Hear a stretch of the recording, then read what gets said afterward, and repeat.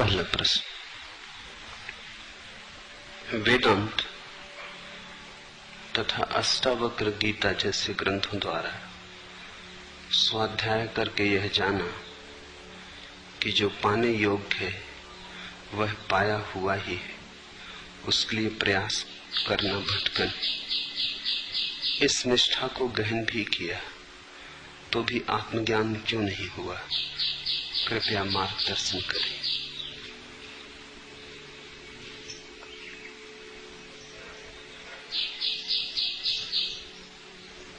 शास्त्र से जो समझ में आया वो तुम्हें समझ में आया ऐसा नहीं है। शब्द से जो समझ में आया वह तुम्हारी प्रतीति हो गई ऐसा नहीं। अष्टावक्र को सुन के बहुतों को ऐसा लगेगा कि अरे तो सब पाया ही हुआ है, लेकिन इससे मिलना जाएगा।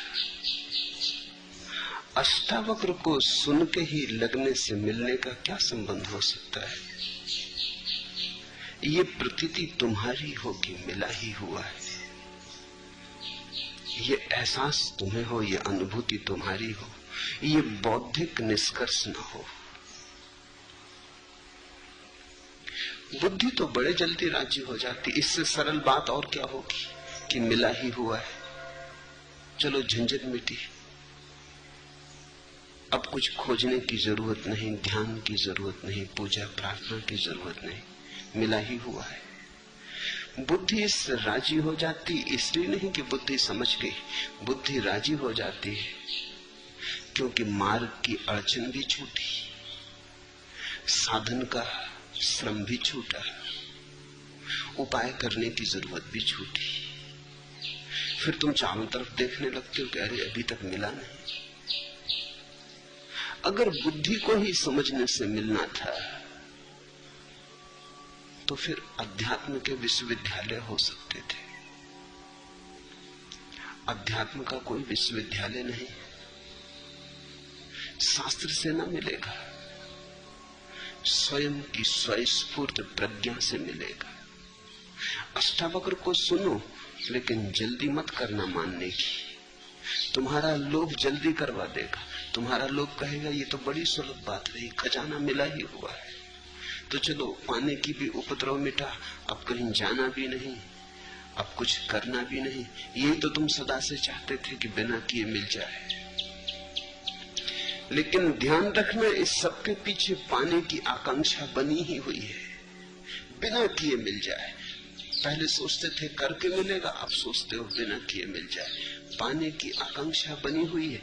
इसलिए तो प्रश्न उठता है कि अभी तक आत्मज्ञान क्यों नहीं हुआ? जिसको समझ में आ गई बात, बाढ़ में जाए, आत्मज्ञान करना क्या है? अगर अष्टावक्र को समझ गए तो दूसरा प्रश्न उठ ही नहीं सकता। आत्मज्ञान नहीं मिला तो इसका अर्थ हुआ कि अष्टावक्र को मानने के साथ साथ आंख के कोने से देख रहे थे अभी तक मिला कि नहीं मिला। नजर अभी भी मिलने पे लगी थी। मेरे पास लोग आते, उनको मैं कहता हूं कि ध्यान जब तक न गहरा होगा, जब तक तुम कुछ मांग जारी रखोगे, जब तक तुम सोचोगे कुछ मिले, आनंद मिले, परमात्मा मिले, आत्मा मिले, तब तक ध्यान गहरा न होगा। क्योंकि लोभ की वृत्ति है जो मिलने की बात सोच रही, ये महत्वाकांक्षा है, ये राजनीति है, अभी धर्म नहीं हुआ। तो वो कहते हैं अच्छा तो अब बिना सोचे बैठेंगे, फिर तो मिलेगा ना। अंतर जरा भी नहीं पड़ा। वो इसके लिए भी राजी है कि न सोचेंगे। चलो आप कहते हो मिलने के लिए यही उपाय है तो न सोचेंगे, लेकिन फिर मिलेगा ना। तुम लोभ से छूट नहीं पाते। अष्टावक्र को सुन के बड़े जल्दी बहुत लोग मान लेंगे कि चलो मिल गया। इतनी जल्दी अगर मिलता होता है,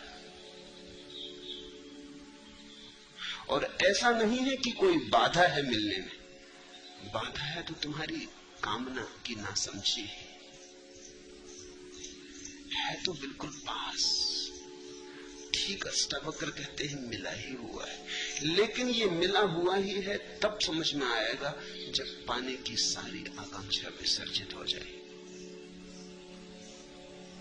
तब तुम्हारी समग्रता से तुम जानोगे कि मिला हुआ है। अभी तो बुद्धि का खिलवाड़ हो जाता। अष्टावक्र जैसे महर्षि कहते हैं तो ठीक ही कहते होंगे, तुम जल्दी कर लेते मानने की, तुम्हारी श्रद्धा बड़ी नपुंसक है, तुम संदेह भी नहीं करते, तुम जल्दी मान लेते हो। शास्त्र के वचन पर इस देश में तो संदेह करने की आदत ही खो गई है। शास्त्र कहते हैं तो ठीक ही कहते होंगे। मुल्ला नसरुद्दीन एक दिन आया तो एक बड़ी खूबसूरत छतरी लिए हुए था। मैंने पूछा कहाँ मिल गई इतनी खूबसूरत छतरी, यहां तो बनती नहीं। उसने कहा बहन ने भेंट भेजी। मैंने कहा नसरुद्दीन तुम तो सदा कहते रहे कि तुम्हारी कोई बहन ने, वो कहने लगा ये बात तो सच है। तो फिर मैंने कहा ये बहन ने भेंट भेजी। उसने कहा आप न मानो तो इसकी डंडी पे लिखा हुआ बहन की ओर से भाई को भेंट। एक होटल से निकलने लगा, ये छतरी पे लिखा था। मैंने सोचा वो ना हो बहन हो ही। जब लिखा हुआ है तो मानना ही पड़ता है। और फिर ऐसे कोई फुफेरी ममेरी कोई चचेरी बहन शायद हो भी।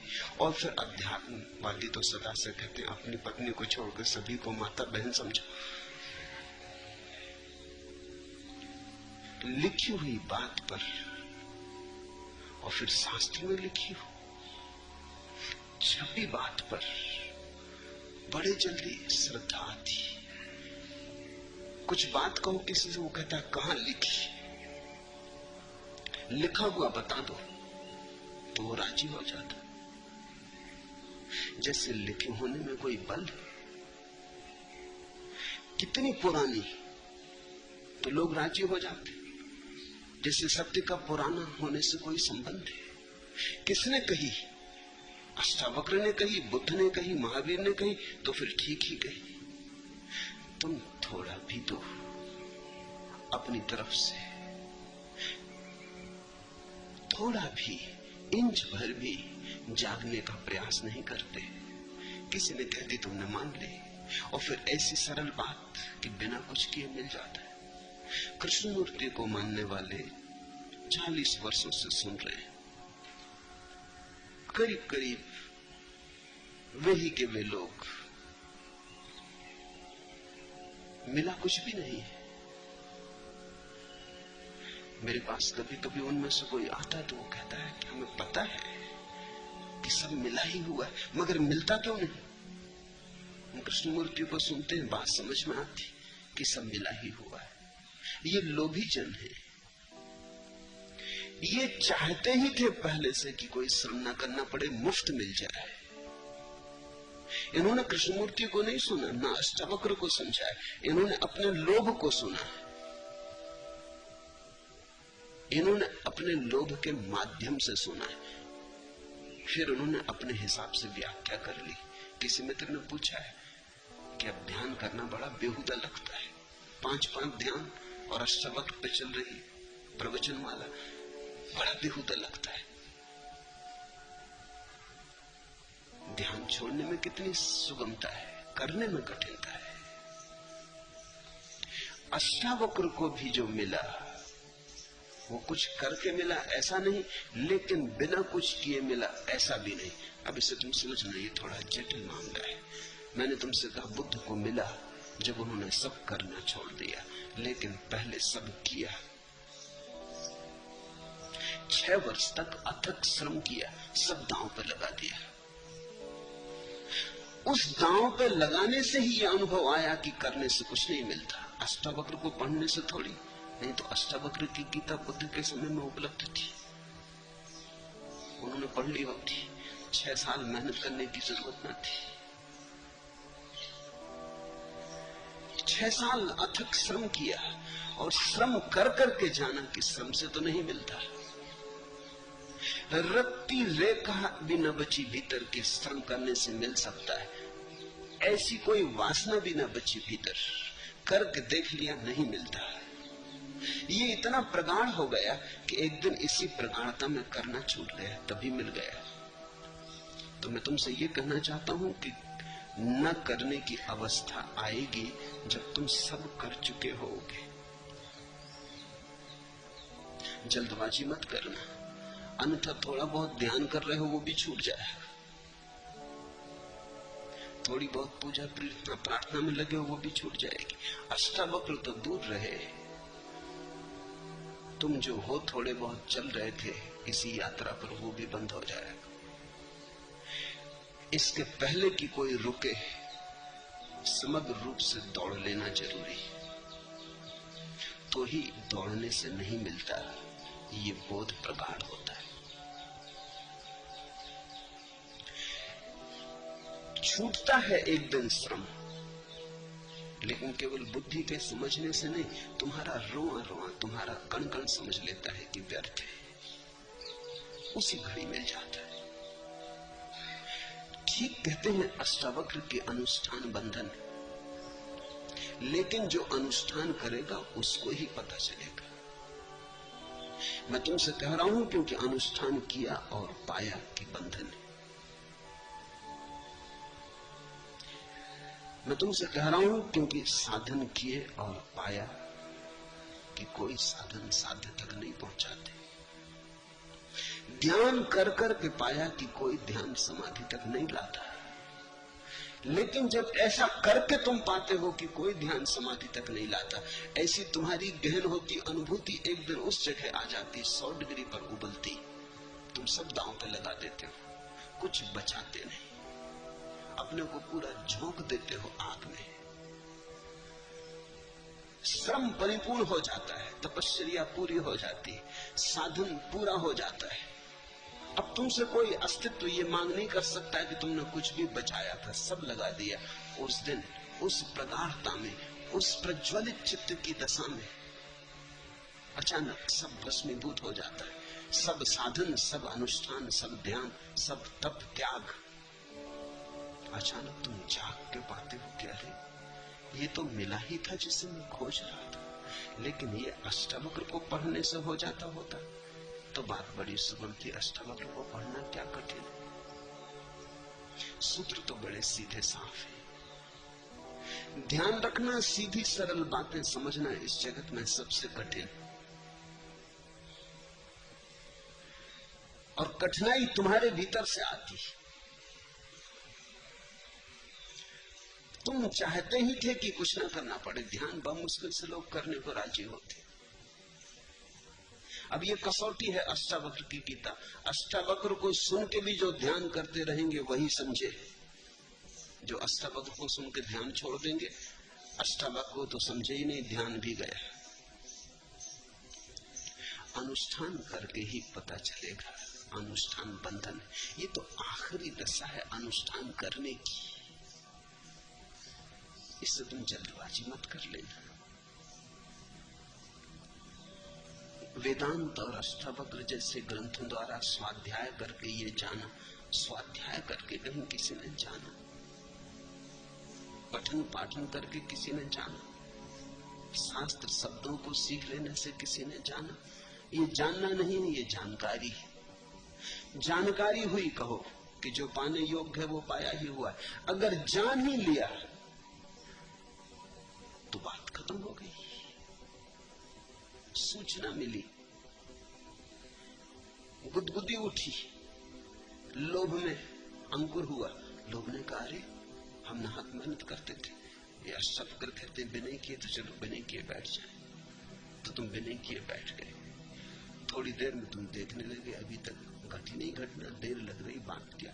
और अष्टावक्र कहते हैं अभी तुम घड़ी पर नजर लगाए बैठे, 5 सेकंड निकल गए, 5 मिनट निकल गए, 1 घंटा भी बीता जा रहा है। और अष्टावक्र कहते हैं तत्क्षण, इसी वक्त, एक क्षण की भी विदा होने की जरूरत नहीं। फिर तुम कहने लगे झूठ ही कहते होंगे, श्रद्धा टूट गई। जाना नहीं, जानकारी हुई। जानकारी और जानने के फर्क को सदा याद रखना। जानकारी अर्थात उधार, किसी और ने जाना, उससे सुनकर तुम्हें जानकारी हुई, इंफॉर्मेशन, जानकारी। जानना तो अनुभव है, तुम्हारे अतिरिक्त कोई तुम्हारे लिए जान नहीं सकता। ये उधार नहीं हो सकता। मैं जान लूं इससे तुम्हारे जानने की थोड़ी घटना घटेगी। मेरा जानना मेरा होगा, तुम्हारा जानना तुम्हारा होगा। हाँ, अगर मेरे शब्दों को तुमने संग्रह कर लिया तो वो जानकारी से आदमी पंडित बनता है, प्रज्ञावान नहीं।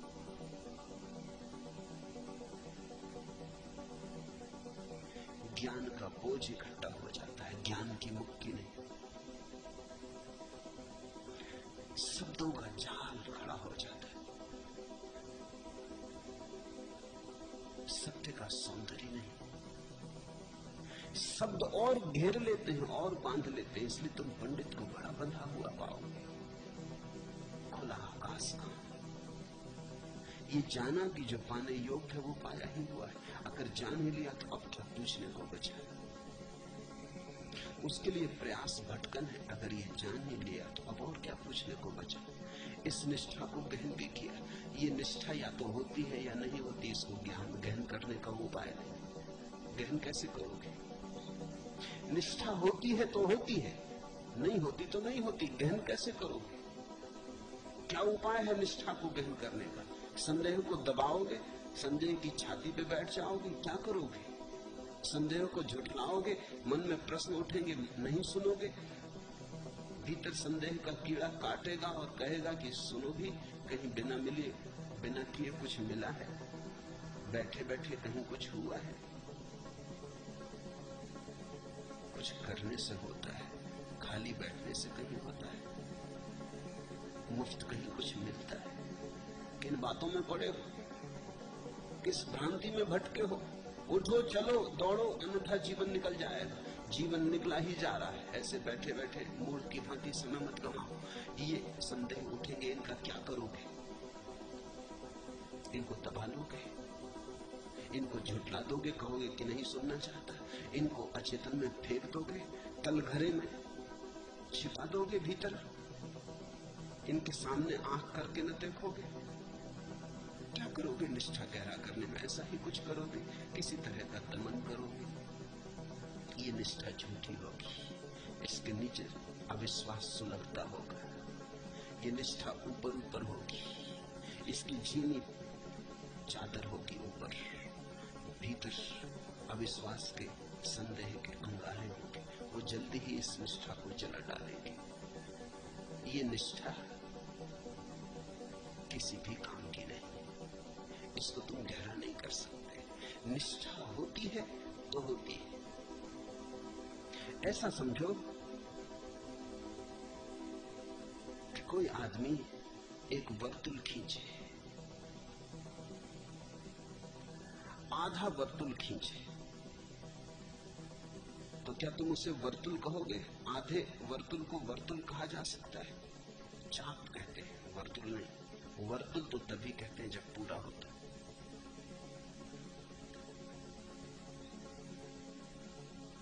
अधूरे वर्तुल का नाम वर्तुल नहीं है। अधूरी श्रद्धा का नाम श्रद्धा नहीं है, क्योंकि अधूरी श्रद्धा का अर्थ हुआ कि अधूरा अभी अविश्वास भी खड़ा है। वो जो आधी जगह खाली है वहां कौन होगा? वहां संदेह होगा। संदेह के साथ श्रद्धा चल ही नहीं सकती। ये तो ऐसा हुआ कि एक पैर पूरब जा रहा, एक पैर पश्चिम जा रहा, तुम कहीं पहुंचोगे नहीं। ये तो ऐसा हुआ कि तुम दो नावों पे सवार हैं, एक इस किनारे की आ रही, एक उस किनारे जा रही, तुम पहुंचोगे कहां?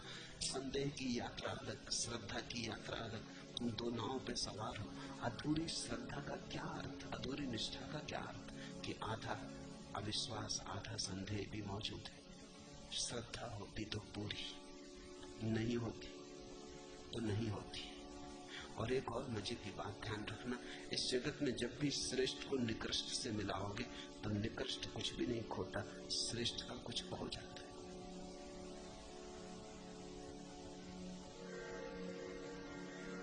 जब भी तुम श्रेष्ठ के साथ निकृष्ट को मिलाओगे तो निकृष्ट की कोई हानि नहीं होती, श्रेष्ठ की हानि हो जाती है। शुद्ध पकवान भोजन तैयार है, तुम जरा सी मुट्ठी भर गंदगी ला के डाल दो, तुम कहोगे ये पकवान का तो ढेर लगा है, मनो इसमें मुट्ठी भर गंदगी से क्या होता? तो मुट्ठी भर गंदगी उस पूरे शुद्ध भोजन को नष्ट कर देगी। वो पूरा शुद्ध भोजन भी मुट्ठी भर गंदगी को नष्ट न कर पाएगा। तुम एक फूल पर पत्थर फेंक दो तो पत्थर का कुछ न बिगड़ेगा, फूल समाप्त हो जाएगा। पत्थर जड़ है, निकृष्ट है, फूल महिमावान है। फूल आकाश का है, पत्थर पृथ्वी का है। फूल काव्य है जीवन का। पत्थर और फूल की टक्कर होगी तो फूल का सब बिगड़ जाएगा, पत्थर का कुछ भी न बिगड़ेगा। एक बूंद जहर पर्याप्त है। तो ध्यान रखना, संदेह निकृष्ट है। श्रद्धा के फूल के साथ अगर संदेह का पत्थर भी पड़ा है तो फूल दबेगा और मर जाएगा, हत्या हो जाएगी फूल की। तुम ये मत सोचना कि श्रद्धा पत्थर को बदल लेगी, पत्थर फूल को नष्ट कर देगा। निष्ठा या तो होती है या नहीं होती, इसमें दो मत नहीं है। होती है तो सारे जीवन को घेर लेती, रोए रोए को व्याप्त कर लेती है। निष्ठा व्यापक है फिर, पर ऐसी निष्ठा शास्त्र से नहीं मिलती, ना मिल सकती। ऐसी निष्ठा जीवंत अनुभव से मिलती। जीवन के शास्त्र को पढ़ोगे तो मिलेगी, अष्टावक्र को पढ़ने से नहीं।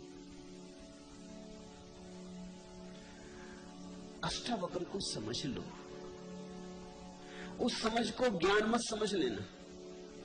अष्टावक्र को समझ के अपने भीतर संभाल के एक कोने में रख दो। एक कसौटी मिली, ज्ञान नहीं मिला, एक कसौटी मिली। अब जब तुम्हें ज्ञान मिलेगा तब अष्टावक्र की कसौटी को उसे कसने में तुम्हें सुविधा हो जाएगी। कसौटी सोना नहीं है।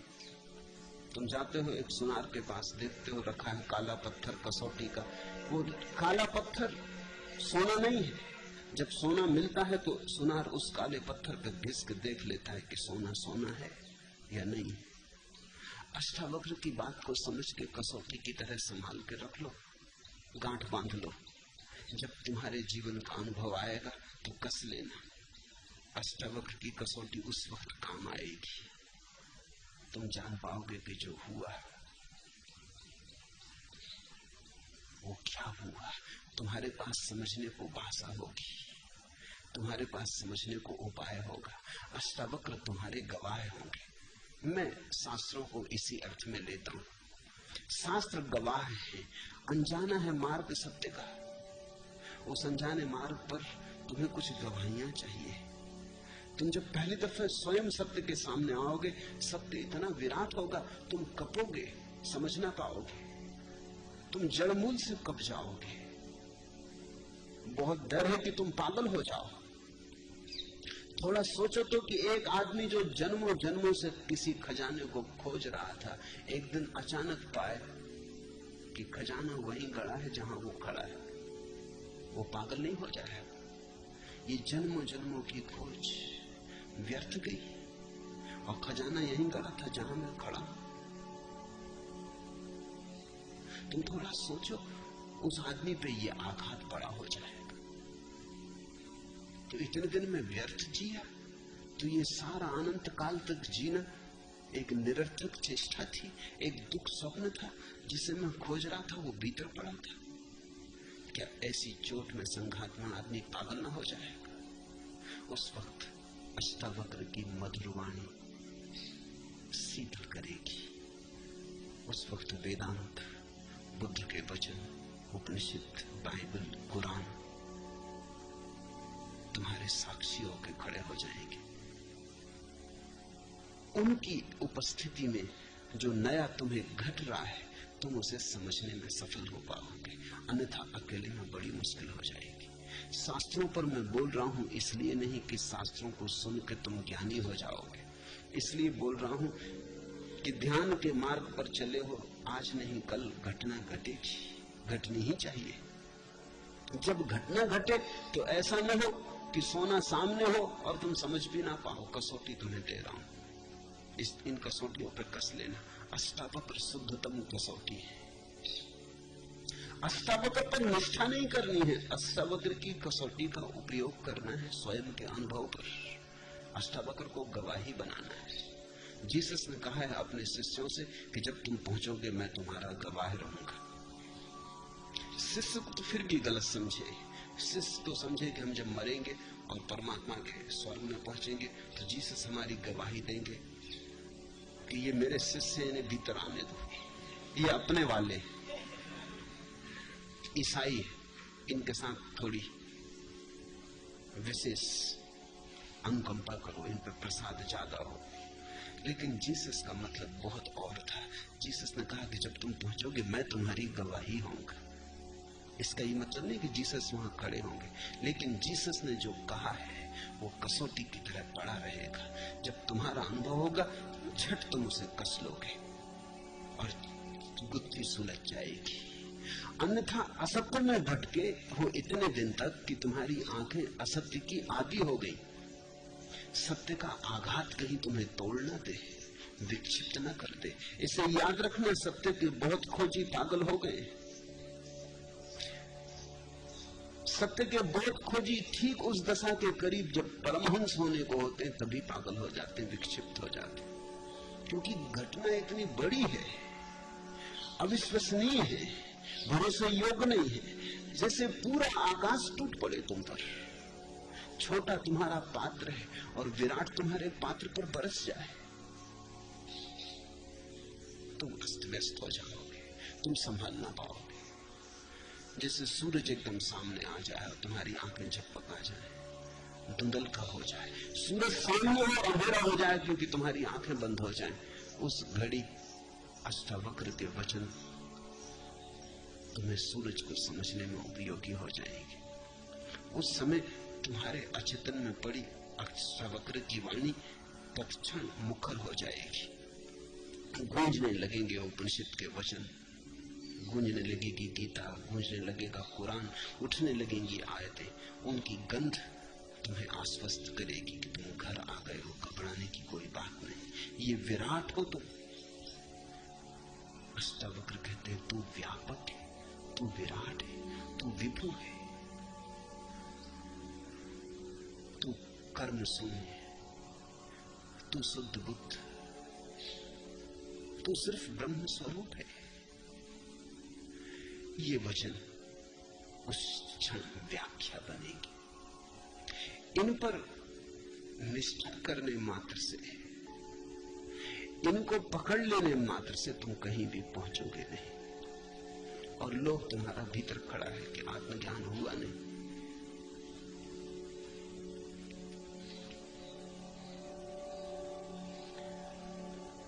वासना को बांधने को तुमड़ी जो स्वरतार बिछाती है, आह उसी में कैसी एकांत निगड़ वासना थरथराती। सुनो फिर, वासना को बांधने को तुमड़ी जो स्वरतार बिछाती है, आह उसी में कैसी एकांत निगड़ वासना थरथराती। तभी तो सांप की कुंडली हिलती नहीं, फन डोलता है। तुम वासना से मुक्त भी होना चाहते हो तो भी तुम वासना का ही जाल बिछाते हो। तुम परम शुद्ध बुद्ध होना चाहते हो तो भी लोभ के माध्यम से ही, तो भी वासना ही थरथराती है। आह उसी में कैसी एकांत निगड़ वासना थरथराती है। वासना को बांधने को तुमड़ी जो स्वरतार बिछाती है। तुम परमात्मा को पाने चलते हो, लेकिन तुम्हारे पाने का ढंग वही है जो धन पाने वाले का होता है। तुम परमात्मा को पाने चलते हो, लेकिन तुम्हारी वासना, कामना वही है जो पदार्थ को पाने वाले की होती। संसार को पाने वाले की जो दीवानगी होती है, वही दीवानगी तुम्हारी। वासना विषय बदल लेती है, वासना नहीं बदलती। सुन के अष्टावक्र को तुम्हारी वासना कहती, अरे ये तो बड़ा शुभ हुआ, हमें पता ही न था कि जिसे हम खोज रहे हैं वो मिला ही हुआ है, तब बस बैठ जाएं। फिर तुम प्रतीक्षा करते हो, अब मिले अब मिले अब मिले। कैसी वासना थरथराती है। अब मिले तो तुम समझे ही नहीं। फिर से सुनो अष्टावक्र को। अष्टावक्र कहते हैं मिला ही हुआ है। लेकिन इसे तुम कैसे सुनोगे, कैसे समझोगे? तुम्हारी वासना तो थरथरा रही है। जब तक तुम अपनी वासना में दौड़ ना लो, दौड़ दौड़ के वासना की व्यर्थता देख ना लो, दौड़ो और गिरो और लहूलुहान ना हो जाओ, हाथ पैर ना तोड़ लो, तब तो तुम नहीं समझ पाओगे। वासना के अनुभव से जब वासना व्यर्थ हो जाती, थक के गिर जाती और टूट जाती, उस निर्वासना के क्षण में तुम समझ पाओगे कि जिसे तुम खोजते हो वो मिला ही हुआ है। अन्यथा तुम तोते हो जाओगे। इससे कोई फर्क नहीं पड़ता कि तुम हिंदू तोते हो कि मुसलमान की, ईसाई की, जैन की, बौद्धिस्ट से कुछ फर्क नहीं पड़ता। तोते यानी तोते। तोते को तुम चाहो तो बाइबल रटा दो और तोते को तुम चाहो तो गीता रटा दो। तोता तोता है, वो रट के दोहराने लगेगा। मंदिर के भीतर वे सब धुले पूछे, उघड़े अवलिप्त, खुले गले से मुखर स्वरों में अति प्रगल्भ गाते जाते थे राम नाम। भीतर सब गूंगे बहरे अर्थहीन जलपक, निर्बोध अयाने नाटे, बाहर पर बाहर जितने बच्चे उतने ही बड़ बोले। मंदिरों में देखो, मंदिर के भीतर वे सब धुले पुछे, उघड़े अवलिप्त। कैसे लोग निर्दोष मालूम पड़ते हैं मंदिर में। उन्हीं सपनों को बाजार में देखो, उन्हीं को मंदिर में देखो। मंदिर में उनका आवरण भिन्न मालूम होता है।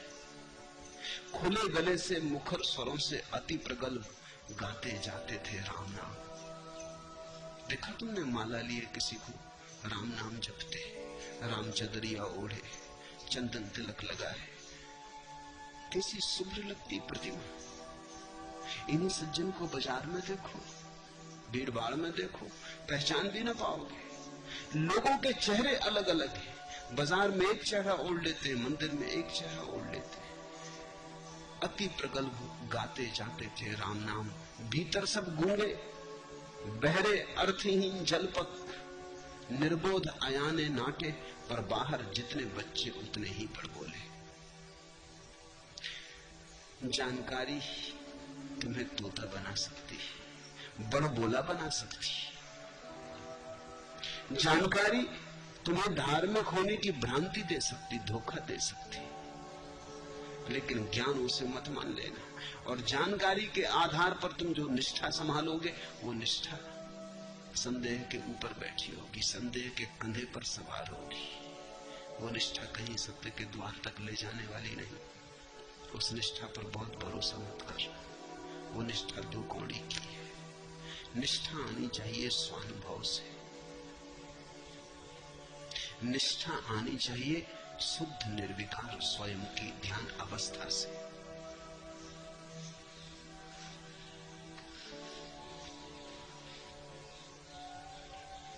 दूसरा प्रश्न। कल संध्या घूम रहा था कि अचानक आपका कल सुबह का पूरा प्रवचन मेरे रोम रोम में गूंजने लगा। दर्शक होकर दृश्यों की छवि निहार रहा था कि कहीं से दृष्टा की याद आ गई। दृष्टा का खेल भी जरा देर चला, लेकिन इसी बीच मेरे पैर लड़खड़ाने लगे और गिरने से बचने के लिए मैं सड़क के किनारे बैठ गया। और तभी न दृश्य रहा, न दर्शक रहा और न दृष्टा ही रहा। सब कुछ समाप्त हो गया और फिर भी कुछ था। कभी अंधेरा, कभी प्रकाश की आंख में छानी चलती रही, लेकिन तभी से बेचैनी भी बढ़ गई और समझ में नहीं आया कि यह सब क्या है। यही मैं तुमसे कह रहा हूं। अगर सत्य की थोड़ी सी झलक भी तुम्हारे पास आएगी तो तुम बेचैन हो जाओगे। तुम समझ ना पाओगे ये क्या है, न समझ पाए कि क्या है तो गहन अशांति पकड़ लेगी। विक्षिप्तता भी पकड़ सकती है। इसलिए बोलता हूं इन शास्त्रों पर, इसलिए रोज तुम्हें समझाया जाता हूं कि कहीं तुम्हारे अचेतन में जानकारी पड़ी रहे, और जब घटनाएं घटे तो तुम उनकी ठीक ठीक व्याख्या कर लो, सुलझा लो। अन्यथा तुम सुलझाओगे कैसे? तुम्हारे पास भाषा न होगी, शब्द न होंगे, समझने का कोई उपाय न होगा, मापदंड न होगा, तराजू न होगा, तुम तौलोगे कैसे? कसौटी न होगी, तुम परखोगे कैसे? पूछा है, मेरे रोम रोम में प्रवचन गूंजने लगा। दर्शक होकर दृश्यों की छवि निहार रहा था, कहीं से दृष्टा की याद आ गई। दृष्टा का खेल भी जरा देर चला, लेकिन इसी बीच मेरे पैर लड़खड़ाने लगे और गिरने से बचने के लिए मैं एक सड़क के किनारे बैठ गया। निश्चित ही ऐसा ही होता है। जब पहली दफा तुम्हें दृष्टा का थोड़ा सा बोध होगा, तुम लड़खड़ा जाओगे, तुम्हारी पूरी जिंदगी लड़खड़ा जाएगी, क्योंकि तुम्हारी पूरी जिंदगी ही दृष्टा के बिना खड़ी। ये नई घटना सब अस्त व्यस्त कर देगी। जैसे अंधे आदमी की अचानक आंख खुल जाए, थोड़ा सोचो कि चल पाएगा रास्ते पर, लड़खड़ा जाएगा। 40 साल 50 साल से अंधा था, लकड़ी के सहारे टटोल टटोल के चलता था। अंधे में चलने की धीरे धीरे क्षमता आ गई थी, अंधेपन के साथ ही कुशल हो गया था, आवाजें समझ लेता था, रास्तों के मोड़ पहचान में आ गए थे, कान के द्वारा आंख का काम लेना सीख गया था। 50 साल से सब ठीक व्यवस्थित हो गया था। एक जिंदगी है अंधे की, तुम उसकी कल्पना भी नहीं कर सकते। प्रकाश विहीन, रंग विहीन, रूप विहीन, आकार विहीन, सिर्फ ध्वनि के माध्यम पर टिकी। उसकी एक ही भाषा है, ध्वनि। तो उसी के आधार पर उसने अपना सारा जीवन संरचित कर लिया था। आज अचानक सुबह वो जा रहा है बाजार, उसकी अचानक आंख खुल जाए, थोड़ा सोचो क्या होगा। उसका सारा संसार झरझरा के गिर पड़ेगा, उसकी ध्वनि का सारा लोक एकदम अस्त व्यस्त हो जाएगा। ये घटना इतनी बड़ी होगी, आंख का खुलना, लोगों के चेहरे दिखाई पड़ने, रंग दिखाई पड़ने, सूरज की किरणें, धूप छांव, ये भीड़ भाड़, इतने लोग, बसें, कारें, साइकिलें, वो एकदम घबरा जाएगा। ये इतना बड़ा आघात होगा उसके ऊपर कि उसकी छोटी सी दुनिया जो ध्वनि के सहारे बनी थी, वो कहीं दब जाएगी, पिछड़ जाएगी, मर जाएगी, कुचल जाएगी। वो वहीं थरथरा के बैठ जाएगा,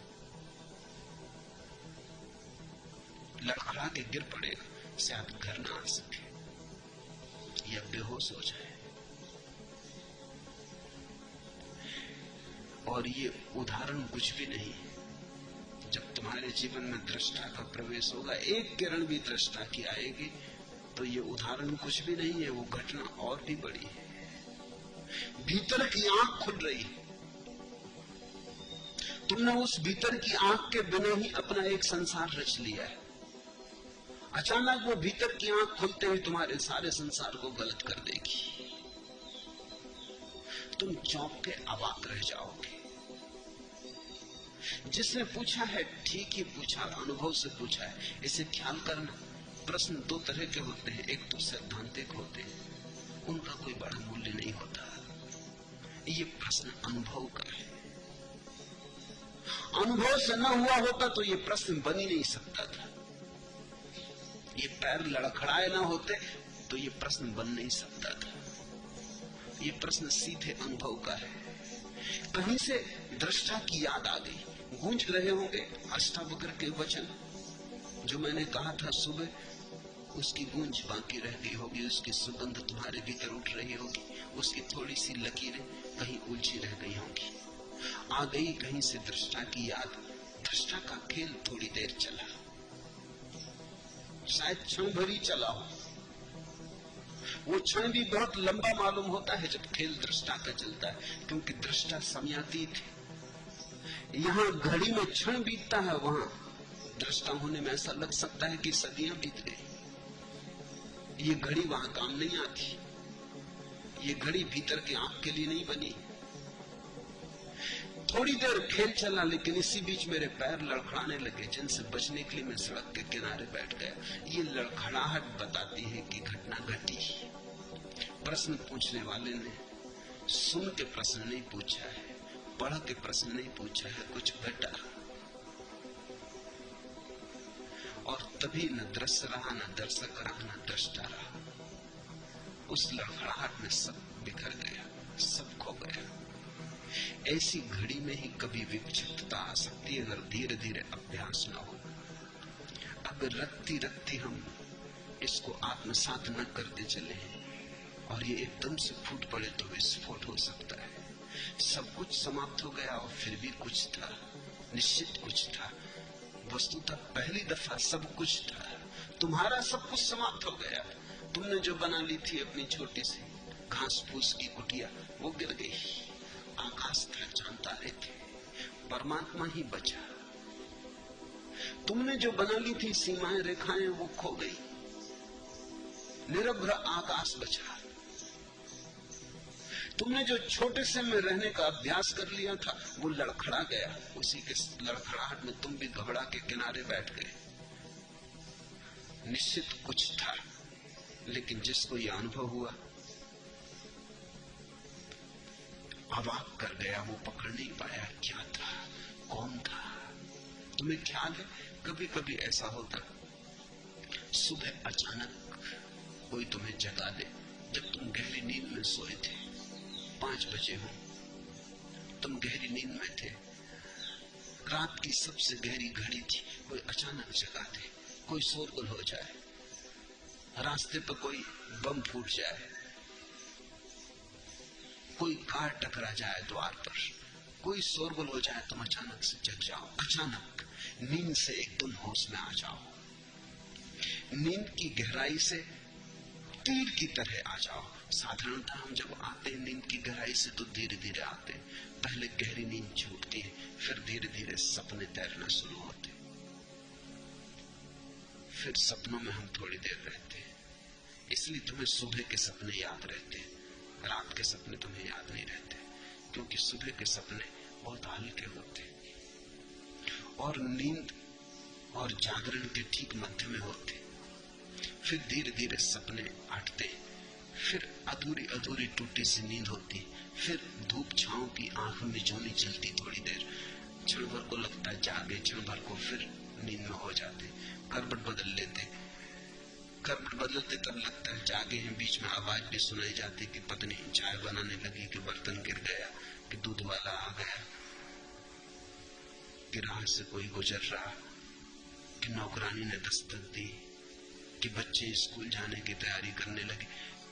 फिर करवट लेके फिर तुम एक गहराई में डुबकी लगा जाते। ऐसा धीरे धीरे धीरे धीरे सतह पर आते हो, फिर तुम आंख खोलते हो। लेकिन अगर कभी कोई अचानक घटना घट जाए तो तुम तीर की तरह गहराई से सीधे जागरण में आ जाते हो। आंख खोल के तुम्हें लगेगा अचानक तुम कहां हो, कौन हो। एक क्षण को कुछ समझ में ना आएगा। ऐसा तुम्हें सबको हुआ होगा कभी किसी घड़ी में। कौन हूं, नाम पता भी याद नहीं आता, कहां हूं ये भी समझ में नहीं आता। जैसे किसी अजनबी दुनिया में अचानक आ गए। ये क्षण भरी रहती है बात, फिर तुम समझ जाते, क्योंकि ये धक्का कोई बहुत बड़ा धक्का नहीं है। और फिर इसके तुम अभ्यासी हो, रोज ही ये होता है। रोज सुबह तुम उठते हो, सपने की दुनिया से वापस जागृत की दुनिया में लौटते हो। ये अभ्यास पुराना है, फिर भी कभी कभी अचानक हो जाए तो चौंका जाता है, घबरा जाता है। असली जागरण जब घटता है तो तुम बिल्कुल ही अवाक रह जाओगे। तुम्हें कुछ समझ में ना आएगा क्या हो रहा है, सब सन्नाटा और शून्य हो जाएगा।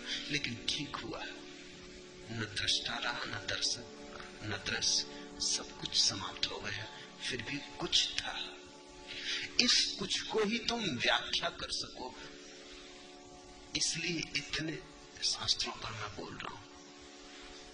इस कुछ की ही तुम व्याख्या करने में समर्थ हो जाओ, इस कुछ को तुम अर्थ दे सको,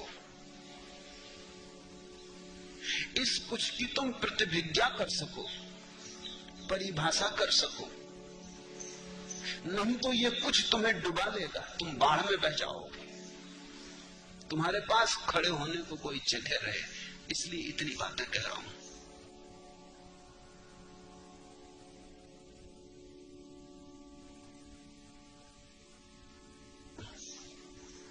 सब कुछ समाप्त हो गया, फिर भी कुछ था, कभी अंधेरा कभी प्रकाश की आंख में चौनी चलती रही।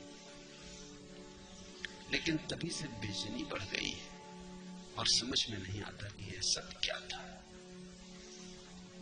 जो मैं कहता हूं उसे संभाले जाओ, उसकी मंजूसा बनाओ, उसे ज्ञान मत समझना, जानकारी ही समझना, समझ पूर्वक उसकी मंजूसा बनाओ। फिर धीरे धीरे तुम पाओगे, जब जब अनुभव घटेगा, जो अनुभव घटेगा उस अनुभव को सुस्पष्ट सुविश्लिष्ट कर देने वाले मेरे शब्द तुम्हारे अचेतन से उठ के खड़े हो जाएंगे। मैं तुम्हारा साक्षी बन जाऊंगा, मैं तुम्हारा गवाह हूं। लेकिन अगर सुनते वक्त तुम मेरे साथ विवाद कर रहे हो तो फिर मैं तुम्हारा गवाह न बन सकूंगा।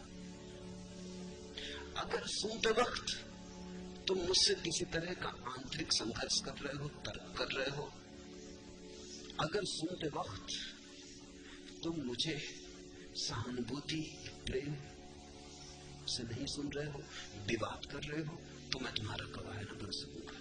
क्योंकि फिर तुम जो अपनी मंजूसा में रखोगे वो मेरा नहीं होगा, तुम्हारा ही होगा।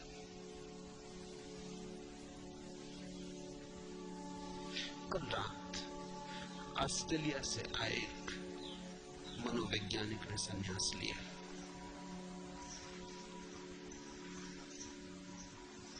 उस मनोवैज्ञानिक को मैंने कहा कि तुम संन्यास ना लो तो भी तुम्हारा स्वागत है, लेकिन तब तुम मेरे अतिथि न रहोगे, स्वागत तो तुम्हारा है। अगर तुम संन्यास ले लो तो भी स्वागत तुम्हारा है, पर तुम मेरे अतिथि भी हो गए। मुझसे लोग पूछते हैं अगर हम संन्यास न ले तो क्या आपका प्रेम हम पर कम रहेगा? मेरा प्रेम तुम पर पूरा रहेगा, स्वागत है, लेकिन संन्यास लेते ही तुम अतिथि भी हो गए। और बड़ा फर्क है, बिना संन्यास लिए तुम सुन रहे हो दूरी से, संन्यास लेकर तुम पास आ गए। बिना संन्यास लिए तुम सुन रहे हो, अपनी बुद्धि से विश्लेषण कर रहे हो, तुम छांट रहे हो मैं जो कह रहा हूं। उसमें तो तुम्हें मन भाता है वो रख लेते हो, जो मन नहीं भाता वो छोड़ देते हो। और संभावना इसकी है कि जो तुम्हें मन नहीं भाता वही काम बढ़ने वाला है, क्योंकि तुम्हें जो मन भाता है वो तुम्हें बदल नहीं सकता। तुम्हें मन भाता है उसका अर्थ तुम्हारे अतीत से मेल खाता है। जो तुम्हारे अतीत से मेल नहीं खाता वही तुम्हारे भीतर क्रांति की किरण बनेगा। जो तुमसे मेल नहीं खाता वही तुम्हें रूपांतरित करेगा। जो तुमसे बिल्कुल मेल खा जाता है वो तुम्हें मजबूत करेगा, रूपांतरित नहीं करेगा। तो तुम चुन रहे हो, तुम सोचते हो तुम बुद्धिमान। बुद्धिमान कभी कभी बड़ी नासमझियां करते, वो चुन रहे हैं, बैठे वो चुनते रहते हैं। अपने मतलब का जो वो संभाल लेंगे, जो अपने मतलब का नहीं उससे हमें क्या लेना देना। लेकिन मैं तुमसे फिर कहता हूं, जो तुम्हें लगता है तुम्हारे मतलब का नहीं वही किसी दिन तुम्हारे काम पड़ेगा। आज तुम्हारे पास उसको समझने का भी कोई उपाय नहीं, क्योंकि तुम्हारे पास उसका कोई अनुभव नहीं। फिर भी मैं कहता हूं संभाल कर रख लो, किसी दिन अनुभव जब आएगा तो अचानक तुम्हारे अचेतन से उठेगी बात और हल कर जाएगी। तब तुम अवाक न रहोगे, तब तुम्हारा विस्मय तुम्हें तोड़ नहीं देगा, और तब तुम घबरा न जाओगे और बेचैनी न होगी।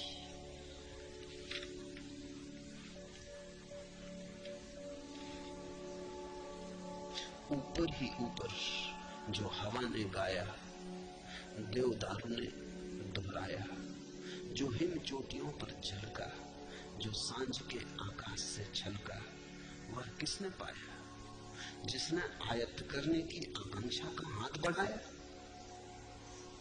आह वह तो मेरे दे दिए गए हृदय में उतरा, मेरे स्वीकारी आंसू में ढलका, वह अनजाना अनपहचाना ही आया, वह इन सबके और मेरे माध्यम से अपने में अपने को लाया, अपने में समाया। अकेला वह तेजोमय है जहां दीठ बेबस बेबस झुक जाती है, वाणी तो क्या सन्नाटे तक की गूंज वहां झुक जाती है। सुनो मुझे गहन आंसुओं से, सुनो मुझे हृदय से, सुनो मुझे प्रेम से, बुद्धि से नहीं, तर्क से नहीं, वही श्रद्धा और निष्ठा का अर्थ है। ऊपर ही ऊपर जो हवा ने गाया, जो देवदारू ने दोहराया, जो हिम ज्योतियों पर झलका, जो सांझ के आकाश से छलका, वह किसने पाया? क्या उसने जिसने आयत्त करने की आकांक्षा का हाथ बढ़ाया? नहीं, जहां आकांक्षा का हाथ बढ़ा वहां तो हाथ बड़ा छोटा हो गया। आकांक्षा के हाथ में तो भिक्षा ही समाती है, साम्राज्य नहीं समाते। साम्राज्य समाने के लिए तो प्रेम से खुला हुआ हृदय चाहिए, भिक्षा का, वासना का पात्र नहीं। वह किसने पाया? जिसने आयत्त करने की आकांक्षा का हाथ बढ़ाया।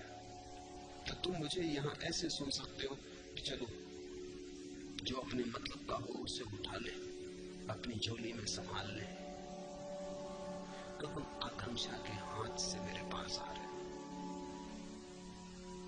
आकांक्षा तो भिक्षु है, तो तुम कुछ थोड़ा बहुत ले जाओगे, लेकिन तुम जो ले जाओगे वो टेबल से गिरे रोटी के टुकड़े इत्यादि थे। तुम अतिथि न हो पाए, संन्यास तुम्हें अतिथि बना देता है। आज वह तो मेरे दे दिए गए हृदय में उतरा, आज वह तो मेरे दे दिए गए हृदय में उतरा, मेरे स्वीकारी आंसू में ढलका, वह अनजाना अनपहचाना ही आया, वह इन सब के और मेरे माध्यम से अपने में अपने को लाया, अपने में समाया। अकेला वह तेजोमय है जहां दीठ बेबस झुक जाती, वहां आंख तो झुक जाती, वाणी तो क्या सन्नाटे तक की गूंज वहां झुक जाती। उसके लिए तैयारी करो, उसके लिए हृदय को प्रेम से भरो, उसके लिए सहानुभूति से सुनना सीखो। और मैं तुमसे जो कह रहा हूं उसे मजुसा में संजो,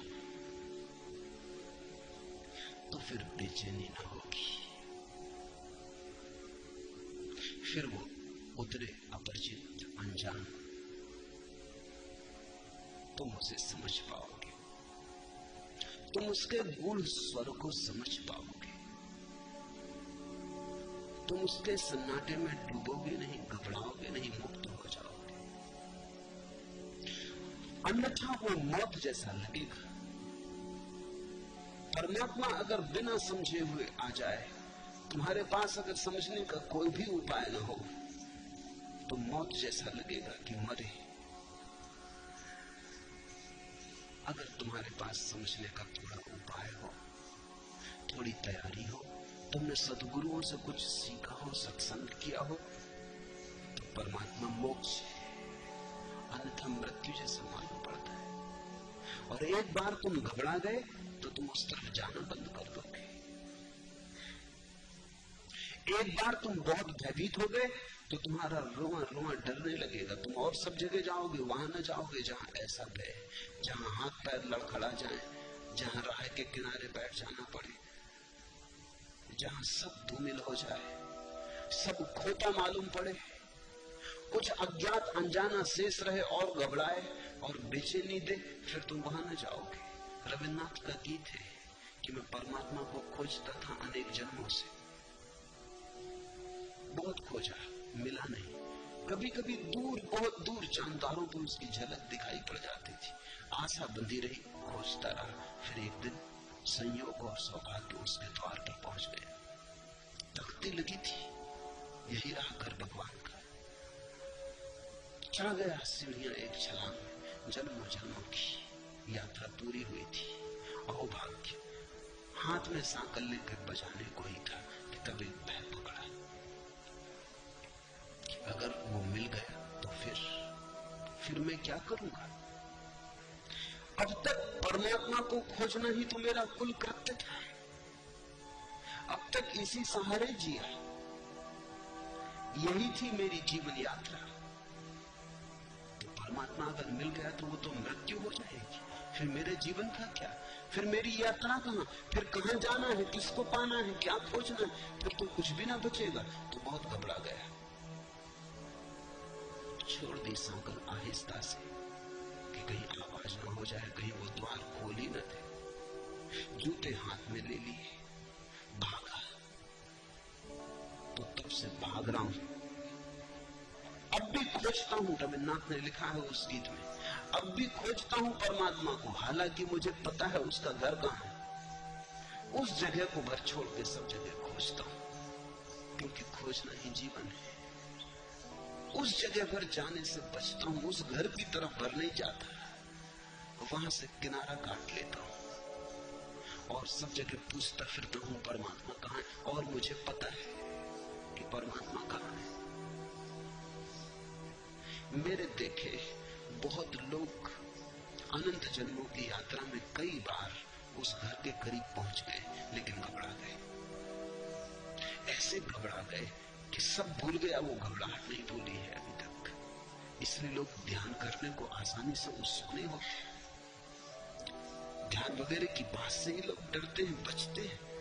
परमात्मा शब्द का औपचारिक उपयोग कर लेते हैं, लेकिन परमात्मा को कभी जीवन की गहरी खोज नहीं बनने देते।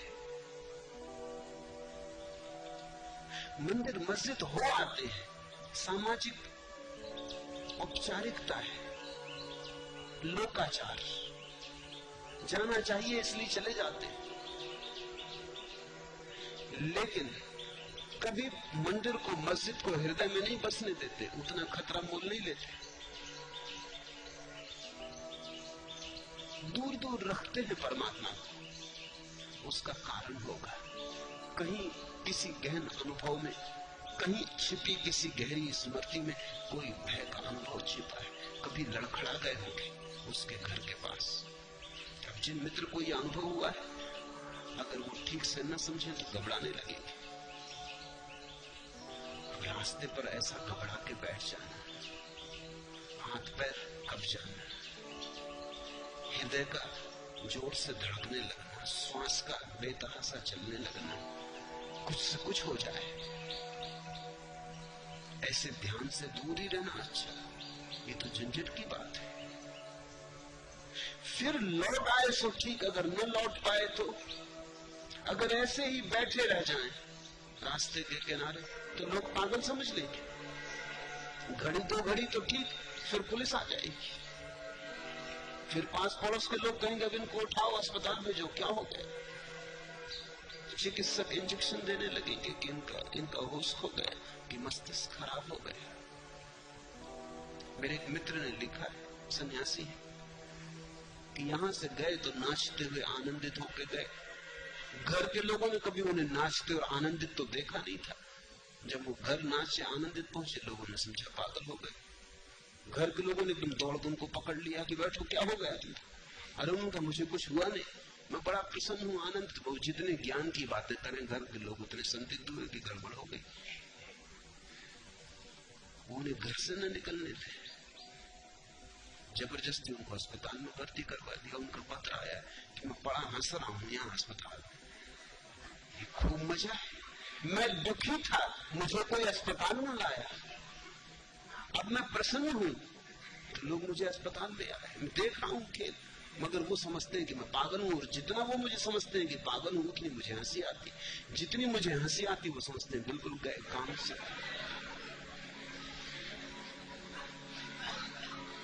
ठीक हुआ जो पूछ लिया। घबराना मत, ये अनुभव धीरे धीरे शांत हो जाएगा। साक्षी भाव रखना, ऐसा स्वाभाविक है।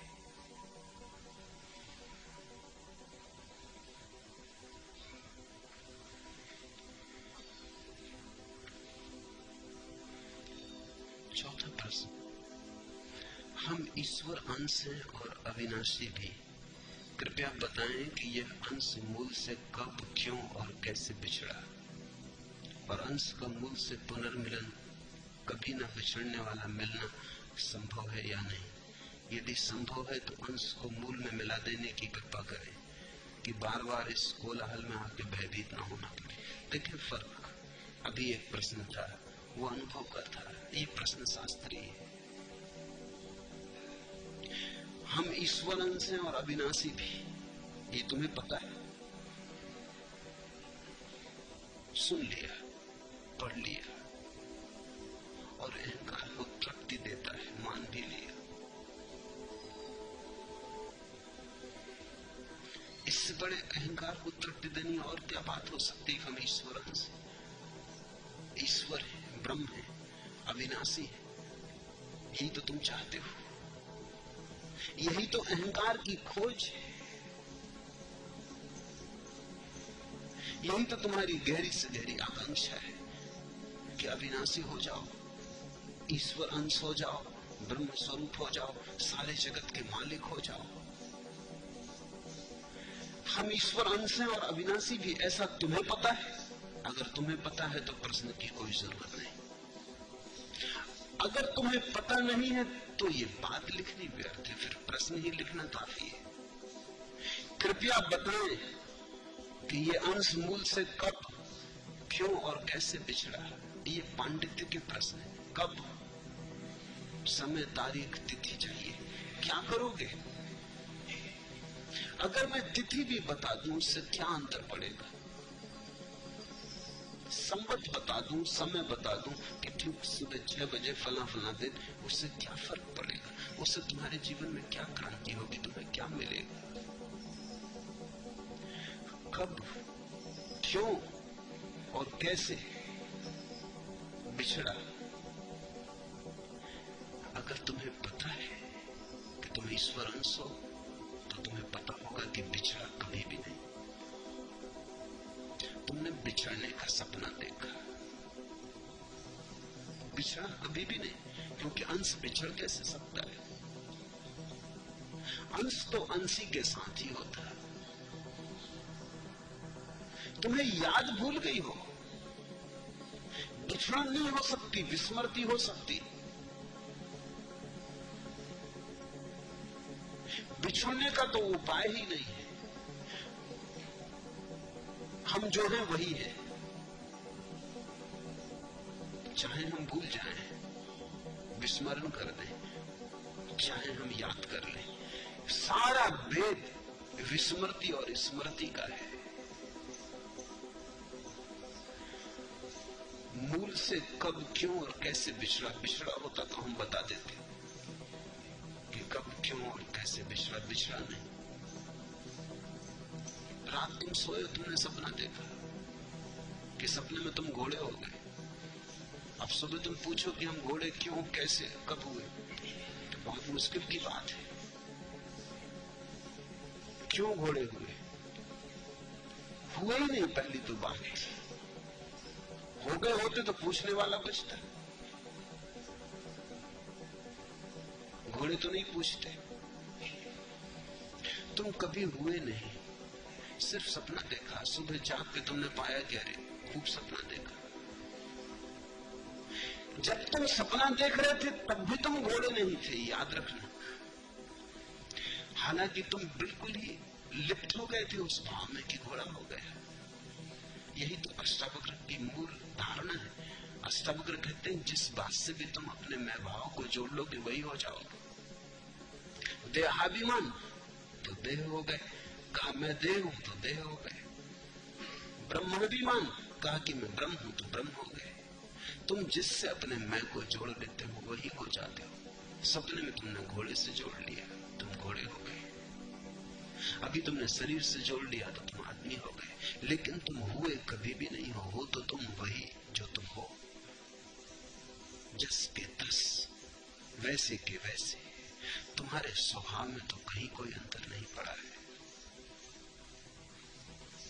इसलिए इस तरह के प्रश्न अर्थहीन हैं और इस तरह के प्रश्न पूछने में समय मत गमाओ।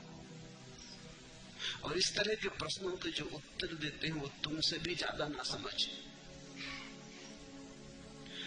ज़ैन फकीर बोकुजू के जीवन में उल्लेख है, एक दिन सुबह उठा और उठ के उसने अपने प्रधान शिष्य को बुलाया और कहा कि सुनो, मैंने रात एक सपना देखा, उसकी तुम व्याख्या कर सकोगे? उस शिष्य ने कहा कि रुके, मैं थोड़ा पानी ले आऊं, आप हाथ मुंह पहले धो लें।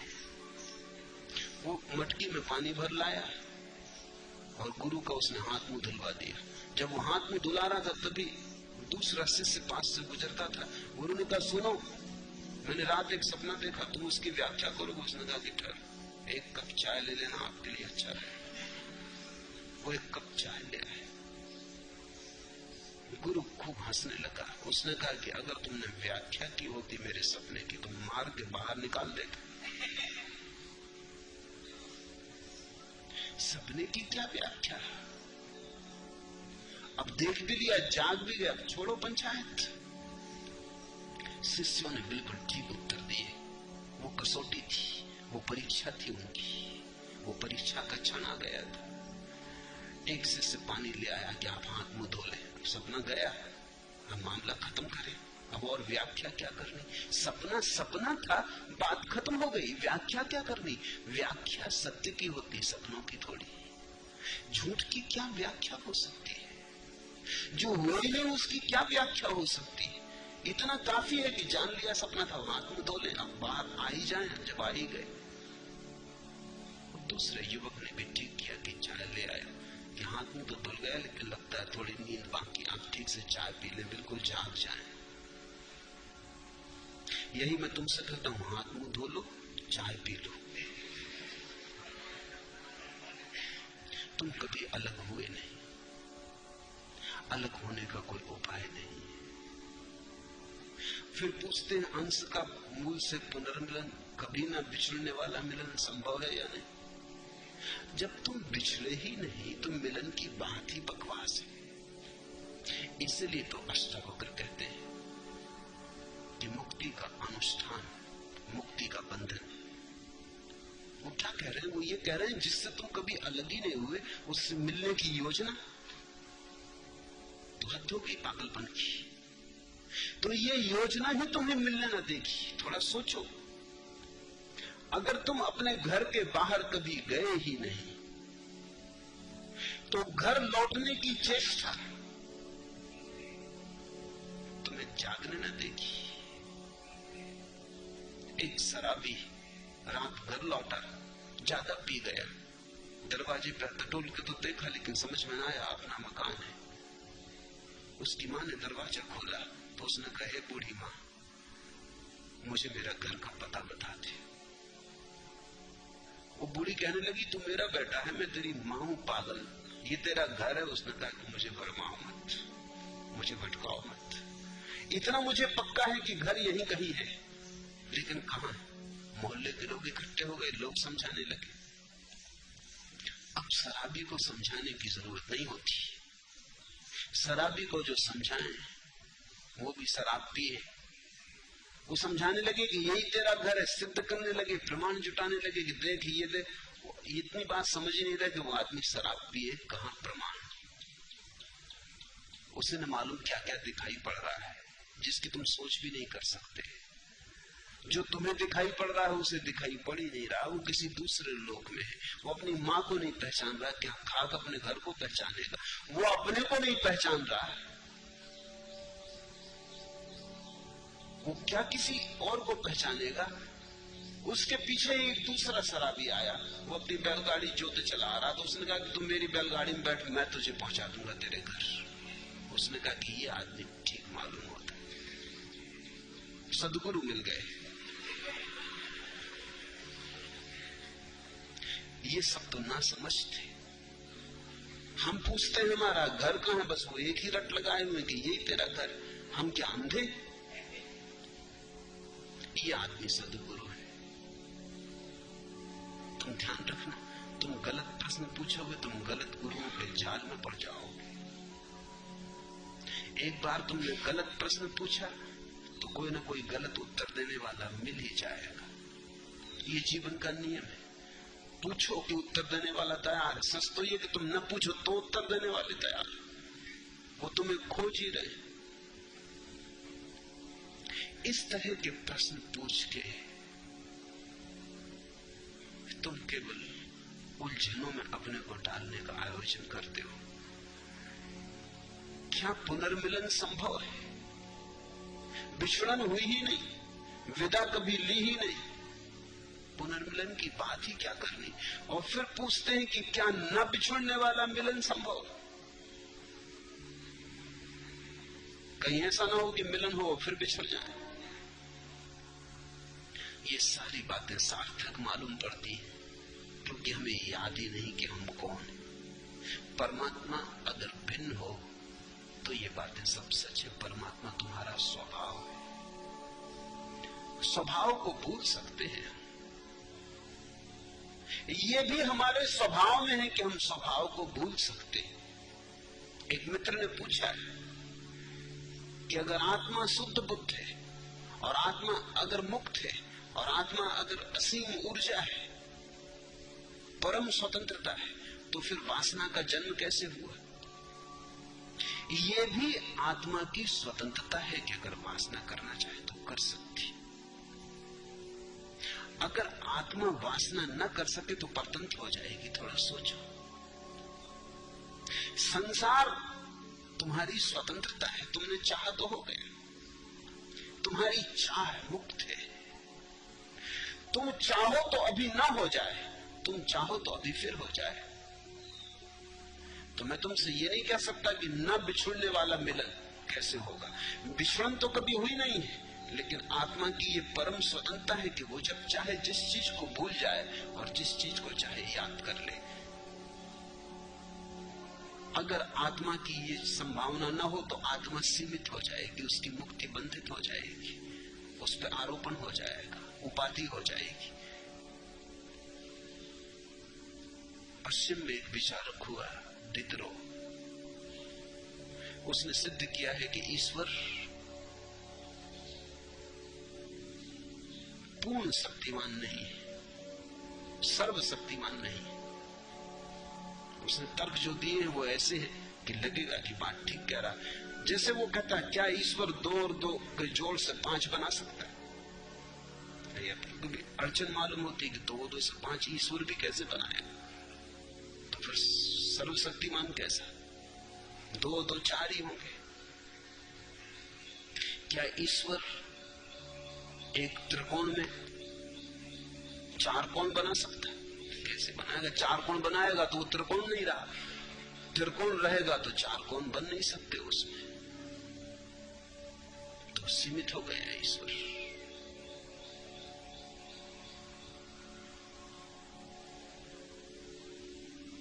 ईसाइयों की जो ईश्वर के बाबत धारणा है उसको तो डिडरो ने झकझोर दिया, लेकिन अगर डिडरो को भारतीयों की धारणा पता होती तो मुश्किल में पड़ जाता। वो कहते कि यही तो सारा उपद्रव है कि ईश्वर की स्वतंत्रता ऐसी को 2 2 5 बना देता, 2 2 3 बना देता। इसी को तो हम माया कहते हैं, जिसमें 2 2 5 हो जाते हैं, 2 2 3 हो जाते हैं। जब 2 2 4 हो गए, माया के बाहर हो गए। यहाँ त्रिकोण चतुर्भुज जैसे बैठे,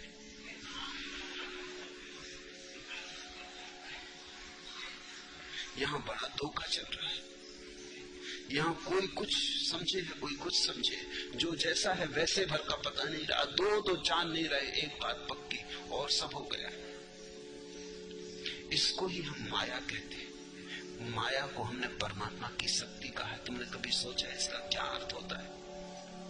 माया को हमने परमात्मा की शक्ति कहा है।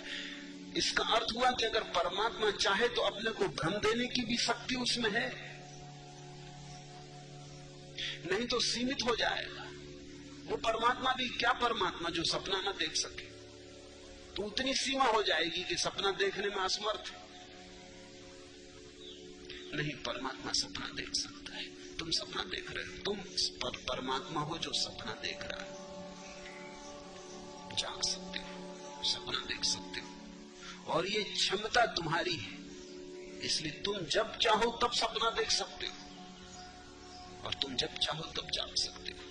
ये तुम्हारी मर्जी है कि तुम अगर जागे ही रहना चाहो तो तुम जागे ही रहोगे, तुम अगर सपने में ही रहना चाहो तुम सपना देखते रहोगे। मनुष्य की स्वतंत्रता अबाध है, आत्मा की शक्ति अबाध है।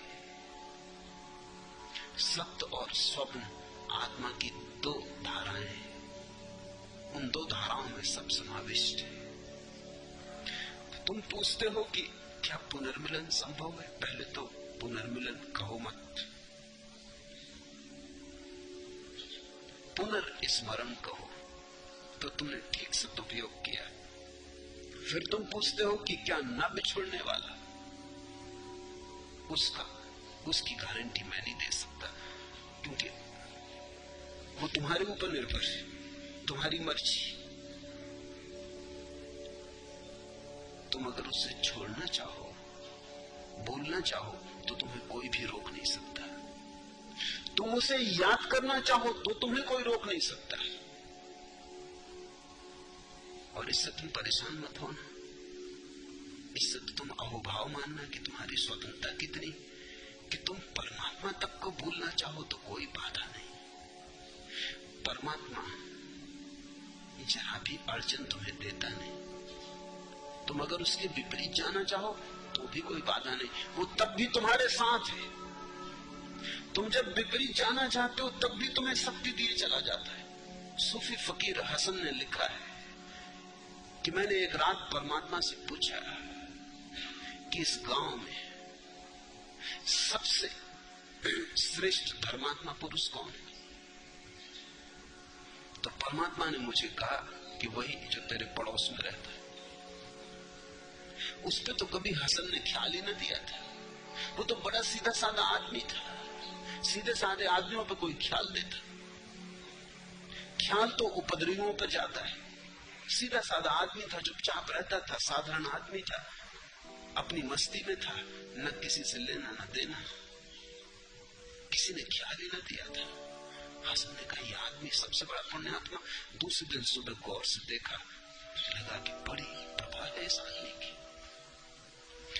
दूसरी रात उसने फिर परमात्मा से कहा कि एक प्रश्न और, ये तो अच्छा हुआ आपने बता दिया, पूजा करूंगा इस पुरुष की, नमन करूंगा इसे, ये मेरा गुरु हुआ। अब एक बात और बताना, इस गांव में सबसे बुरा कौन आदमी जिससे मैं बचूं? परमात्मा ने कहा, वही तेरा पड़ोसी। ये जरा उलझन की बात है। तो परमात्मा ने कहा, मैं क्या करूं? कल रात वो अच्छे भाव में था, आज बुरे भाव में, मैं कुछ कर सकता नहीं। कल सुबह मैं कह नहीं सकता कि क्या हालत होगी, वो फिर अच्छे भाव में आ सकता। आत्मा परम स्वतंत्र है, उसमें कोई बंधन नहीं है। इस परम स्वतंत्रता को ही हम मोक्ष कहते हैं। मोक्ष में ये बात समाविष्ट है कि तुम चाहो भूलना तो तुम्हें कोई रोक नहीं सकता। वो मोक्ष भी क्या मोक्ष होगा जिसके तुम बाहर निकलना चाहो और निकल ना सको। मैंने सुना है कि ईसाई पादरी मरा, स्वर्ग पहुंचा, तो बड़ा हैरान हुआ। कई लोग उसने देखे जंजीरों में, बेड़ियों में बंधे पड़े। उसने कहा, ये मामला क्या है? स्वर्ग में जंजीरें, बेड़ियां? उन्होंने कहा, ये अमेरिकन है, वापस अमेरिका जाना चाहते। ये कहते वहीं ज्यादा मजा था, इनको हथकड़ियां डालनी पड़ी, क्योंकि ये जरा स्वर्ग की तौहीन हो जाएगी। ये कहते हैं स्वर्ग में हमें रहना नहीं, हमें वापस अमेरिका जाना, वहां ज्यादा मजा था। इन अप्सराओं से बेहतर स्त्रियां वहां थी, शराब इससे बेहतर शराब वहां थी, मकान इससे ऊंचे मकान वहां थे। भी तुम कहां के पुराने जमाने के मकानों को बना के बैठे। अब स्वर्ग के मकान है, दकियानूसी है, समय के बिल्कुल बाहर पड़ गए। उनके इंजीनियर, उनके आर्किटेक्ट 25 साल पहले बनाए थे, वो चल रहा है।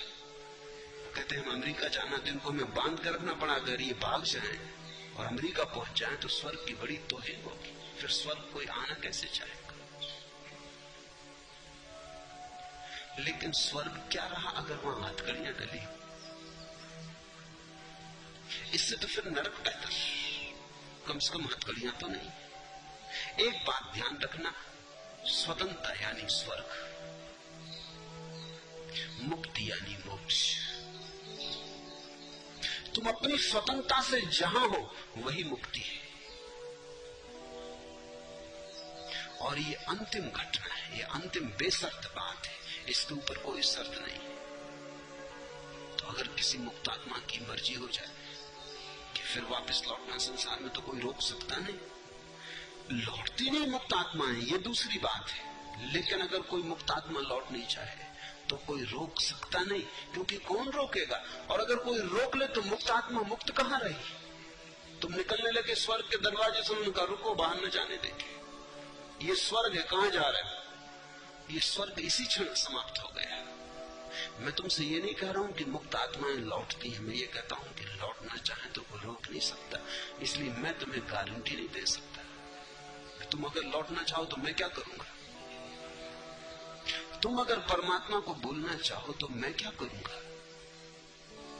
मैं सिर्फ तुम्हारी पूर्ण मुक्ति की घोषणा करता हूं।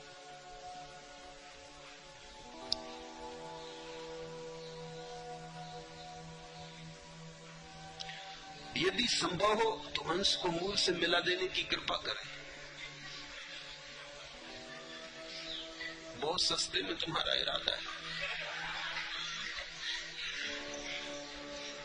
तुम ये कह रहे हो कि तुम तो मिलना नहीं चाहते, कोई मिला देने की कृपा करे, ये कैसे होगा? अगर तुम मिलना चाहते हो तो ही मिलना हो सकता है।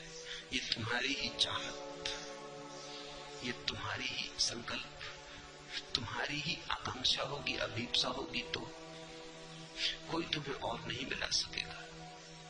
जबरदस्ती मोक्ष में ले जाने का कोई उपाय नहीं, न बाहर न भीतर। तुम अपनी मर्जी से चाहते हो, और अगर मैं किसी तरह मिला भी दूं तो तुम फिर छूट जाओगे, क्योंकि वो बाहर से लाई हुई घटना तुम्हारी आत्मा का संबंध न बन पाएगी, वो जबरदस्ती होगी। ये हो नहीं सकता, अन्यथा एक ही बुद्ध पुरुष सारी दुनिया को मुक्त कर देता। एक बुद्ध पुरुष काफी था, वो सबको मुक्त कर देता, सबको मिला देता। कोई बुद्ध पुरुषों की करुणा में कमी नहीं, उनकी करुणा में कोई कमी नहीं, लेकिन तुम्हारी मर्जी के खिलाफ कुछ भी नहीं हो सकता। और तुम्हारी मर्जी हो तो अभी हो सकता, इसी क्षण हो सकता। सुखी भव, अभी हो जाओ। और ये दूसरे से आकांक्षा रखना कि कोई तुम्हें मिला दे परमात्मा से, यही संसार में लौटने का उपाय है। दूसरे की आकांक्षा ही संसार में लौटने का उपाय है। कोई दूसरा सुख दे, कोई दूसरा प्रेम दे, कोई दूसरा आदर दे, वही पुरानी आदत अब कहती है कोई दूसरा मुक्त करवा दे, परमात्मा से मिला दे। मगर दूसरा,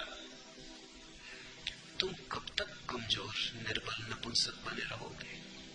कब तुम जागोगे अपने बल के प्रति? कब तुम अपनी वीर्य की घोषणा करोगे? कब तुम अपने पैरों पर खड़े होगे? कभी पत्नी के कंधे पे झुके रहे, कभी सत्ताधिकारियों के कंधे पे झुके रहे, कभी नेताओं के कंधों पे झुके रहे। मैंने सुना है दिल्ली के पास कुछ मजदूर सड़क पर काम करने भेजे गए। वो वहां पहुंच तो गए, लेकिन पहुंच के पता चला कि अपने फावड़े भूल आए, कुदालियां फावड़े नहीं लाए। उन्होंने वहां से फोन किया इंजीनियर को कि कुदाली फावड़े हम भूल आए, तत्काल भेजो। उन्होंने कहा भेजते, तब तक तुम एक दूसरे के कंधे पे झुके रहो। मजदूर करते ही यही काम है, कुल्हाड़ी फावड़ा लेके उस पर झुक के खड़े रहते हैं, विश्राम का सहारा। उस इंजीनियर ने कहा मैं भेजता हूं जितने जल्दी हो सके, तब तक तुम ऐसा करो एक दूसरे के कंधे पे झुके रहो। हम झुके हैं, कंधे बदल लेते हैं। फिर इन सब से छुटकारा हुआ तो गुरु का कंधा, कि अब कोई गुरु लगा दे पार, कि चलो तुम ही तारण तरण, तुम ही पार लगा दो। तुम अपनी घोषणा, अपने स्वत्व की घोषणा कब करोगे? तुम्हारी स्वत्व की घोषणा में ही तुम्हारे स्वभाव की संभावना है फूलने की, खिलने की। ये कब तक तुम शरण गहोगे? कब तक तुम भिखारी रहने की जिद बांधे बैठे हो? परमात्मा भी भिक्षा में मिल जाए। जागो इस तंद्रा से। ऐसी कृपा करें कि बार बार इस कोलाहल में आके भयभीत ना होना पड़े। इस कोलाहल में तुम आना चाहते हो इसलिए आते हो, और मजा यह है कि तुमको अगर एकांत में रखा जाए तो तुम भयभीत वहां भी हो जाओगे। कौन तुम्हें रोक रहा है? भाग जाओ हिमालय, बैठ जाओ एकांत में, वहां एकांत का डर लगेगा, भाग आओगे कोलाहल में वापस। कोलाहल में हम इसलिए रह रहे हैं कि एकांत में डर लगता है। अकेले रह नहीं सकते, भीड़ में बुरा लगता है, बड़ा मुश्किल है। ना अकेले रह सकते ना भीड़ में रह सकते। तुमने कभी देखा जब तुम अकेले छूट जाते हो तो क्या होता है? अंधेरी रात में अकेले हो जंगल में, क्या होता है? आनंद आता है। कोलाहल में ज्यादा बेहतर लगता है। कोई मिल जाए, कोई बातचीत हो जाए। अकेले में तुम बहुत घबराने लगते हो कि मरे, अकेले में तो मौत लगती है। परमात्मा में डूबोगे तो बिल्कुल अकेले रह जाओगे, क्योंकि दो परमात्मा नहीं है दुनिया में, एक परमात्मा है। डूबे कि अकेले हुए। परमात्मा में डूबे कि तुम ना रहे, परमात्मा परमात्मा ना रहा, बस एक ही बचा है। इसलिए तो ध्यान की तैयारी करनी पड़ती, ताकि तुम एकांत का थोड़ा रस लेने लगो। इसके पहले कि परम एकांत में उतरो, एकांत में थोड़ा आनंद आने लगे, धुन बजने लगे, गीत गूंजने लगे, एकांत में रस आने लगे, तो फिर तुम परम एकांत में उतर सकोगे। ये अभ्यास है परमात्मा को झेलने का। अगर तुम मुझसे पूछो तो मैं कहूंगा कि ध्यान परमात्मा को पाने की प्रक्रिया नहीं। परमात्मा तो बिना ध्यान के भी पाया जा सकता है। ध्यान परमात्मा को झेलने का अभ्यास। ध्यान पात्रता देता है कि तुम झेल सको। परम एकांत उतरेगा, फिर तुम बिल्कुल अकेले रह जाओगे। फिर न रेडियो, न टेलीविजन, न अखबार, न मित्र, न क्लब, न सभा समाज, कुछ भी नहीं। बिल्कुल अकेले रह जाओगे। उस अकेले की तैयारी है। मैं तो तैयार हूं तुम्हें कोलाहल के बाहर ले चलूं, लेकिन तुम तैयार हो? तुम अकेले में भी बैठते हो तो तुम्हारे सिर में कोलाहल चलाने लगते हो। जिन मित्रों को घर छोड़ आए उनसे सिर में बात करने लगते हो। जिस पत्नी को घर छोड़ आए उससे सिर में बात करने लगते हो। सारी भीड़ फिर इकट्ठी कर लेते हो, कल्पना का जाल बुनने लगते हो। अकेले तुम रह ही नहीं सकते, इसलिए तो तुम बार बार लौट आते हो। संसार में तुम अकारण नहीं लौट रहे हो, संसार में तुम अपने ही कारण लौट रहे हो। ये कोलाहल तुमने चाहा है, इसलिए तुम्हें मिला है। आदमी का हयात कुछ भी नहीं, बात यह है कि बात कुछ भी नहीं।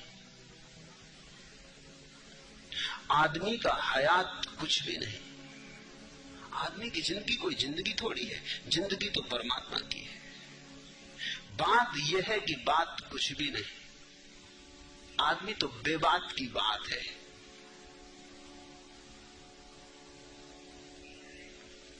वो कल मुल्ला नसरुद्दीन जो गिर पड़ा था बिस्तर से, बेबात की बात। लड़का हुआ नहीं था, उसके लिए जगह बना रहे थे, उसमें गिरे, टांग टूट गई। एक अदालत में मुकदमा था, दो आदमियों ने एक दूसरे का सिर खोल दिया।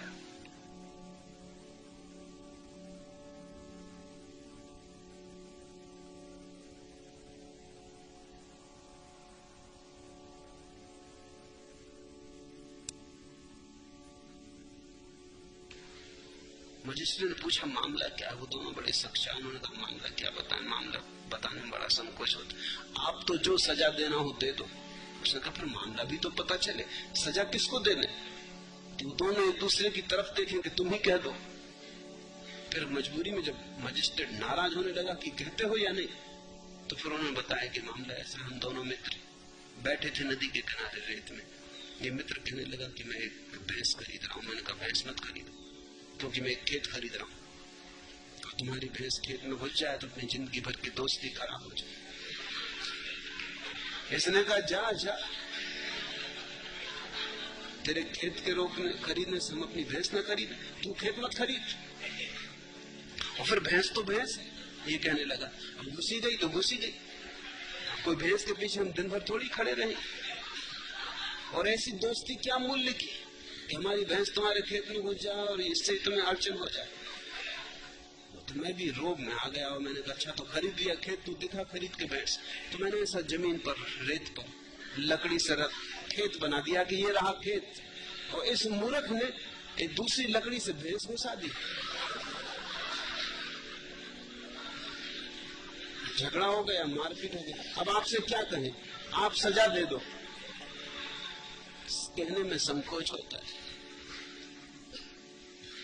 आदमी का हयात कुछ भी नहीं, बात यह है कि बात कुछ भी नहीं। तूने सब कुछ दिया है इंसान को, फिर भी इंसान की जात कुछ भी नहीं। इस तराबे दिलो जिगर के सिवा शौक की वारदात कुछ भी नहीं। हुस्न की कायनात सब कुछ है, इसकी कायनात कुछ भी नहीं। आदमी पैरहन बदलता है, ये हयातो मायात कुछ भी नहीं। आदमी सिर्फ कपड़े बदलता है, न तो जिंदगी कुछ है न मौत कुछ है। आदमी पैरहन बदलता है, ये हयातो मायात कुछ भी नहीं। आदमी का हयात कुछ भी नहीं, बात यह है कि बात कुछ भी नहीं। इतना तुम्हें समझ में आ जाए कि तुम बेबात की बात हो, कि तुम्हें सब समझ में आ गया। आखिरी प्रश्न, कब से आपको पूछना चाहती हूँ, कृपया आप ही बताएं।